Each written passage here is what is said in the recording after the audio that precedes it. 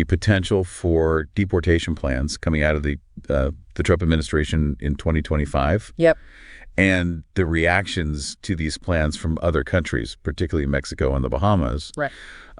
So this will be really interesting because we're going to try to unpack, what are some of the potential ramifications of this, not just domestically for the U.S., but, internationally, and what does it mean, globally? Absolutely. What they're talking about here is deporting people even if their home countries won't take them back. Right. And in order to do that, they're going to have to strike deals with other countries, Mexico being one of the key players here, to accept these deportees. Right. And it's not just Mexican nationals we're talking about here. This could be people from Venezuela, Cuba, China, you name it. I mean, it's a massive, massive undertaking. Mexico already seems to be, from what we're seeing, it seems like they're aware of this. They're kind of gearing up for it, potentially. You're right. But then you have the Bahamas who've come out and just said, no, we're not doing this.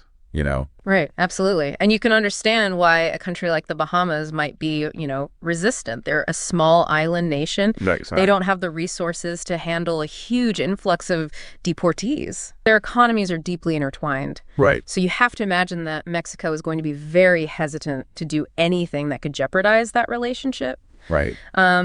And there are also existing agreements, things like the migrant protection protocols that could potentially lay the groundwork for further cooperation. You have cases like Zedvitas v. Davis, where the Supreme Court basically ruled that you can't hold people indefinitely while waiting for deportation. Absolutely, yeah. So, as always, lots to unpack here. Yeah, a lot to think about. So, thank you so much for joining us